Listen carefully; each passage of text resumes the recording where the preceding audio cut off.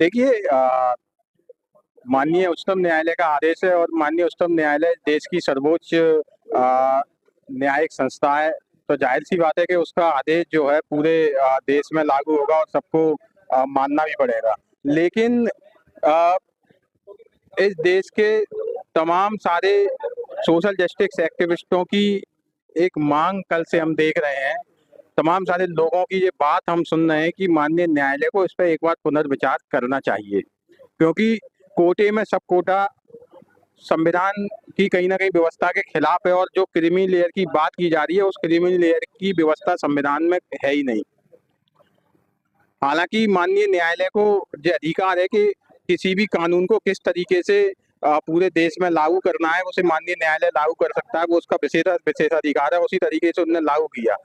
लेकिन इस देश के अंदर सही मायनों में आज के समय में आरक्षण की लड़ाई बची ही नहीं है। लड़ाई है निजीकरण के खिलाफ, लड़ाई है पूंजीवाद के खिलाफ। सारे सरकारी डिपार्टमेंट जहाँ-जहाँ आरक्षण लागू होता है, वो निजी हाथों में दिए जा रहे हैं, पूंजीपतियों को दिए जा रहे हैं। जो नौकरियाँ 1 डेढ़ परसेंट इस देश में हुआ करती थी, वो नौकरियाँ बिल्कुल सीमित हो गई हैं और 140 करोड़ लोगों में वो नौकरियाँ इतनी सीमित हैं कि आप उन्हें उँगलियों पर गिन सकते हैं। तो उनमें आरक्षण की बात करना कहीं न कहीं निजीकरण की व्यवस्था को पूंजीपतियों की व्यवस्था उसको उस मुद्दे को दबाने का काम करना है। लड़ाई इस देश में इस बात की है कि मंडल कमीशन की पूर्ण रिपोर्ट कब लागू होगी।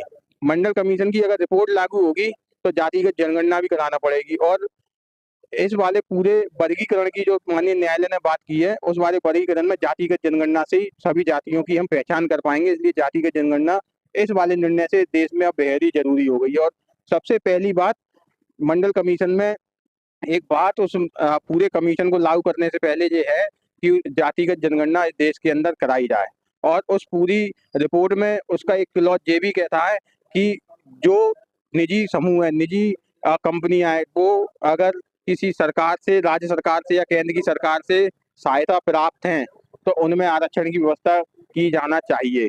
अब जितनी भी बड़ी इंडस्ट्रीज हैं, जितने भी बड़े उद्योगपति हैं, जितने भी बड़े पूंजीपति हैं, वो सरकार की सहायता पर इस देश में अपने बिजनेस कर रहे हैं, इसलिए उस निजी सेक्टर में आरक्षण लागू किया जाना चाहिए। उसके बाद ये वर्गीकरण सफल हो पाएगा, उससे पहले ये वर्गीकरण सफल नहीं हो पाएगा। सबसे पहले मंडल कमीशन की रिपोर्ट इस देश में लागू होना चाहिए। इस बात की लड़ाई है कि मंडल कमीशन की रिपोर्ट कब लागू होगी। इस बात की लड़ाई है कि निजीकरण कब बंद होगा, पूंजीपतियों के हाथ में व्यवस्थाएं क्यों सौंपी जा रही हैं, इस बात की लड़ाई है। उनकी संपत्तियां कब राजसात होंगी, उनकी संपत्तियों का कब विकेंद्रीकरण होगा, इस बात की लड़ाई है और सबसे बड़ा जोर हम लोग इसी बात पर दे रहे हैं। तभी माननीय न्यायालय का ये फैसला सफल हो पाएगा। जब पूंजीपतियों को इस देश से खत्म किया जाएगा, जब निजीकरण को इस देश से खत्म किया जाएगा, मंडल कमीशन लागू किया जाएगा, जातिगत जनगणना कराई जाएगी।